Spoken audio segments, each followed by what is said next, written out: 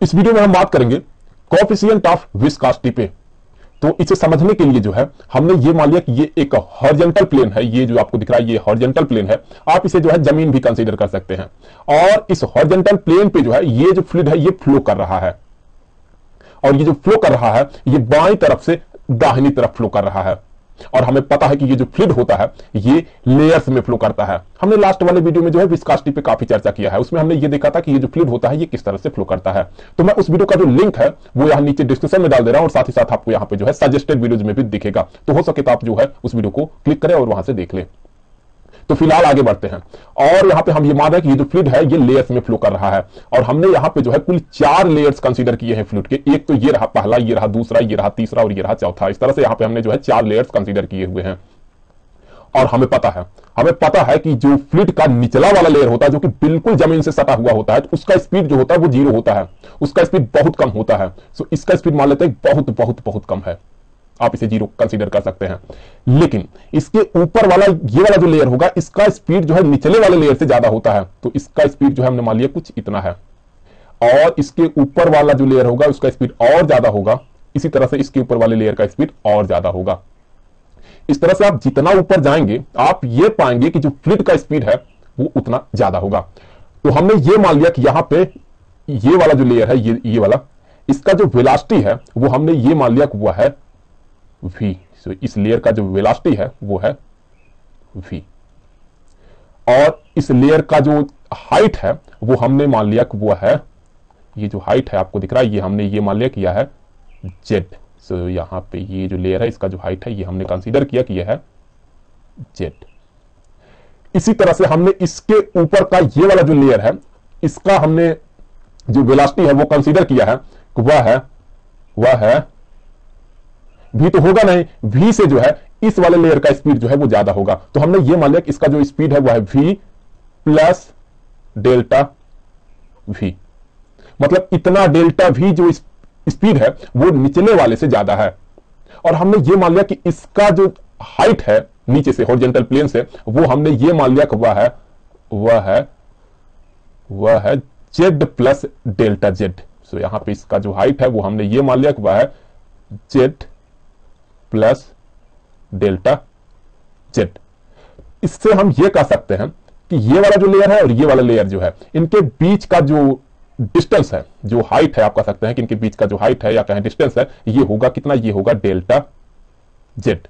इन दोनों लेयर के बीच का ये हाइट है। अब क्योंकि यहां पे ये वाला जो लेयर है इसका स्पीड जो है इससे ज्यादा है, निचले वाले लेयर से कितना ज्यादा है, डेल्टा भी ज्यादा है।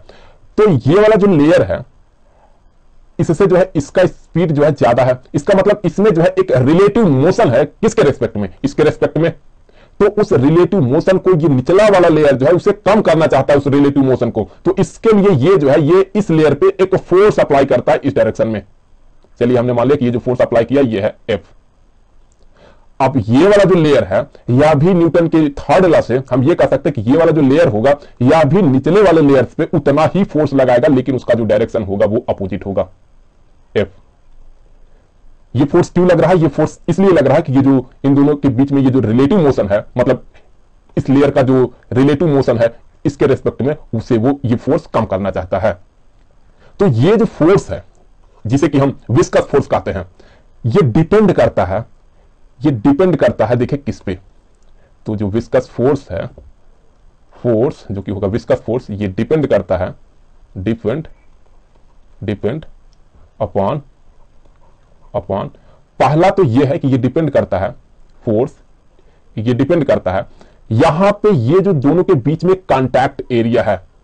यहां पे मैं आपको दिखाऊं, ये दोनों लेयर जहां पे ये एक दूसरे को कांटेक्ट कर रहे हैं, उनका जो ये बाउंड्री है ये वाला देखिए ये होगा इनके बीच का बाउंड्री। इस एरिया पे जो है ये फोर्स डिपेंड करता है। ये एरिया जितना ज्यादा होगा ये फोर्स भी उतना ही ज्यादा होगा। ऑब्वियसली इसका जो एरिया होगा वो एग्जैक्टली ये जो एरिया होगा इसी के बराबर होगा। यहां पे देखें इसका ये हो गया ब्रेड्थ और ये हो गया इसका लेंथ, तो यही होगा इसका एरिया जो कि एग्जैक्टली बराबर होगा यहां पे देखें ये जो एरिया होगा इसी के।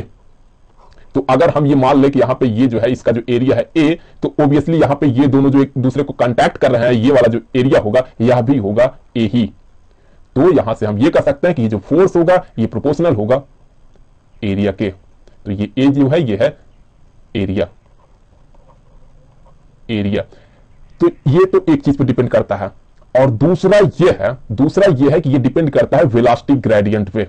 सो वेलोसिटी ग्रेडियंट, थोड़ी देर में ये क्लियर हो जाएगा कि वेलोसिटी ग्रेडियंट है क्या। सो ये होता है delta v divided by delta Z.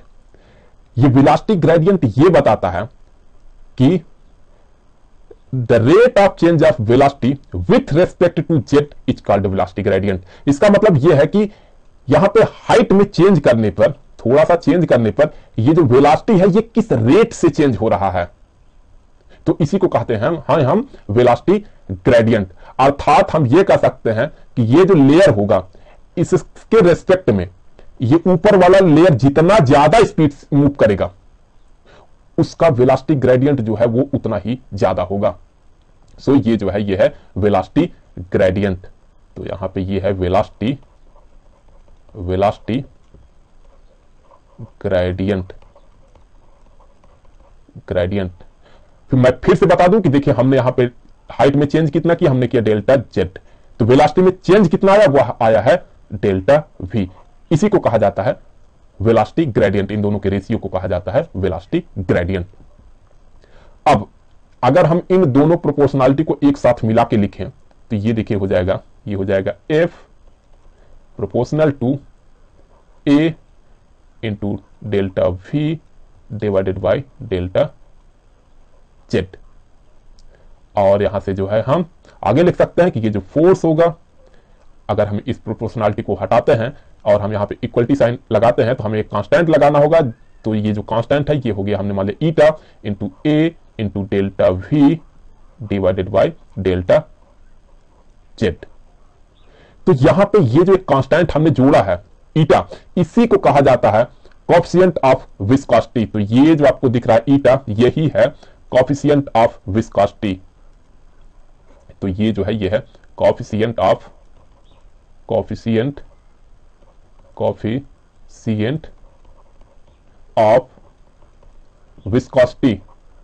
Viscosity. यही ये डिसाइड करके देगा कोएफिशिएंट ऑफ विस्कोसिटी कि फ्लूइड जो है वो कितना गाढ़ा है, उसका जो विस्कोसिटी है वो कितना ज्यादा है। जिसके लिए, जिस फ्लूइड के लिए ये ज्यादा होगा, देखिए ये जो है ये अलग अलग फ्लूइड के लिए अलग अलग इसका मान होता है। तो इसका वैल्यू जिस फ्लूइड के लिए जितना ज्यादा होगा उसका जो विस्कोसिटी है वह उतना ज्यादा होगा। अब चलिए देख लेते हैं कि इस कोएफिशिएंट ऑफ विस्कोसिटी का डायमेंशन और यूनिट क्या होगा।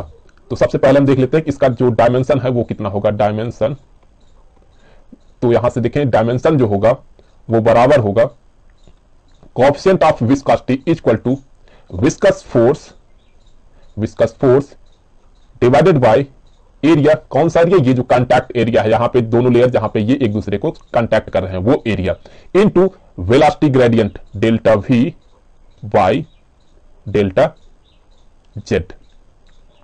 तो यहां से हम ये लिख सकते हैं कि जो एफ होगा इसका जो डायमेंशन होगा ये होगा, हमें पता है कि इसका जो डायमेंशन होगा ये होगा M L T power minus two divided by area का जो डायमेंशन होता है वह होता है एल का स्क्वायर इंटू, फिर यहां पे इसका जो यूनिट होगा, माफ कीजिएगा, इसका जो डायमेंशन होगा वो होगा L T power minus 1 divided by L.